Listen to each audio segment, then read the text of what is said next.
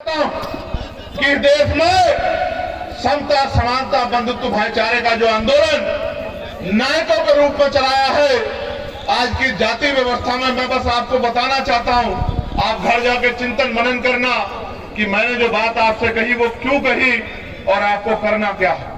राष्ट्रपिता ज्योतिबा फूले, मां सावित्रीबाई फूले, जिन्होंने शिक्षा का अधिकार दिलाने का काम किया, जिन्होंने अन्याय, अत्याचार, अपमान छाने का काम किया, जिन्होंने उस समय में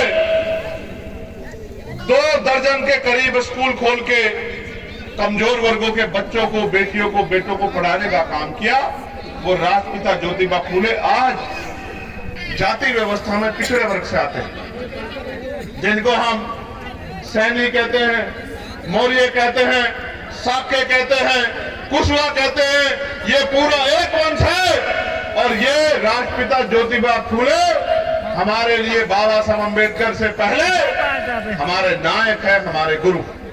उनके बाद आरक्षण के जो जनक है, जिन्होंने 1902 में आरक्षण पिछड़े वर्गों के लिए लागू किया, वो छत्रपति साहू जी महाराज, जिनको हम लोग कुर्मी वंश के रूप में जानते हैं, वो भी पिछड़े वर्ग के आज की जाति व्यवस्था में पिछड़े वर्ग में आते हैं। उनके बाद जिन्होंने अंधविश्वास, पाखंडवाद पर चोट की, ईवी पेरियार, रामा नायकर स्वामी, आज का जो हमारा पाल बघेल समाज है वो इसी समाज के रूप में और हमारे नायक के रूप में चमक रहे हैं। पेरियार लाल यादव, बाबू जगदेव प्रसाद कुशवाहा, जननायक कर्पूरी ठाकुर, ये सब महापुरुष जिन्होंने हमें संघर्ष करना सिखाया, सामाजिक न्याय सिखाया, ये पिछड़े वर्ग के लोग। और आप जानते हैं बाबा साहब अम्बेडकर ने 3 महापुरुषों को अपना गुरु माना। किनको? महामानव तथागत बुद्ध को, गुरु कबीर को, और जिनको देखा नहीं, क्योंकि बाबा साहब 1891 में अवतरण हुआ उनका और 1990 में राष्ट्रपिता ज्योतिबा फूले यहां से परिनिर्वाण प्राप्त कर गए। जिनको देखा नहीं, उनके संघर्ष, उनके विचार और उनके तमाम तरह के जो कार्य उन्होंने किए, उसके आधार पर उन्होंने गुरु माना।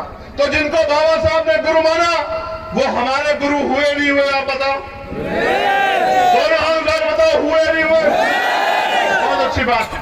मैं ये बात आपको इसलिए कह रहा हूं कि ये पिछड़ा वर्ग जो है, ये हमारा परिवार है और अपने परिवार के साथ हमें मिलजुल के रहना है। किसी भी कीमत पे हमारा भाईचारा कमजोर नहीं पड़ना चाहिए।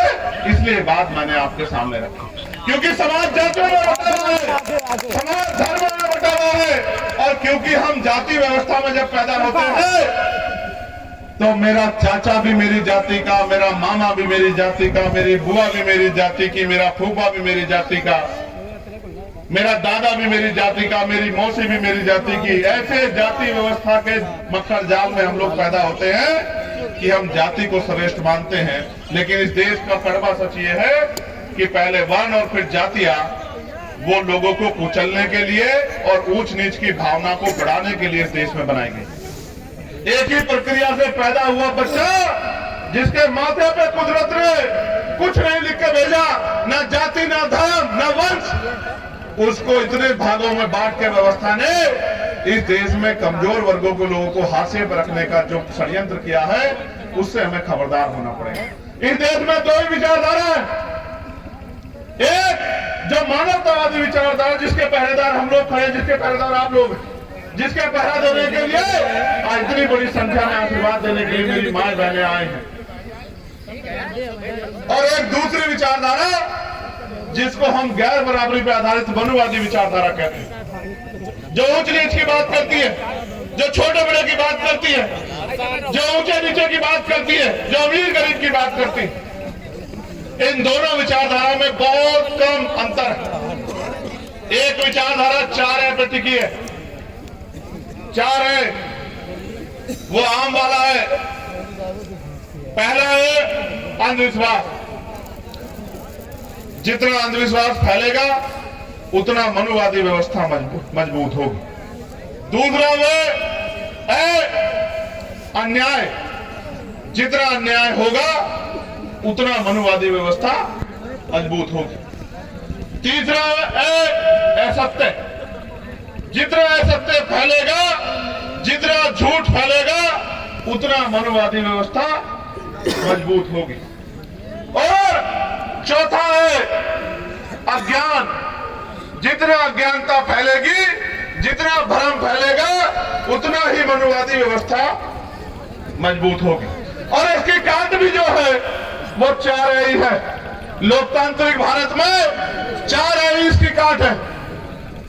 अनुसूचित जाति, अनुसूचित जनजाति, अन्य पिछड़ा वर्ग और अल्पसंख्यक समाज, यानी कि SC, ST, OBC और माइनॉरिटी वर्ग के लोग अगर भाईचारा बना ले तो मैं लिख के देता हूं।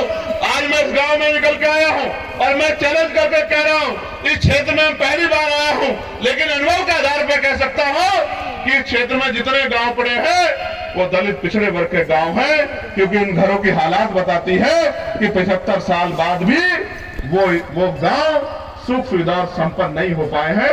ये मैंने अपनी आंखों से देखा। अगर कोई घर बन गया है तो पलस्तर नहीं है, दरवाजे नहीं है, घर के आंगन में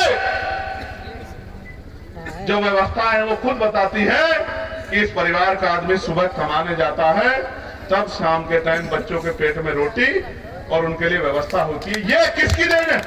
क्या वजह गरीब है? नहीं, मैं लोकसभा का सदस्य हूं। मैं लोकसभा में बैठ के हर एक चीज पे ध्यान देता हूं।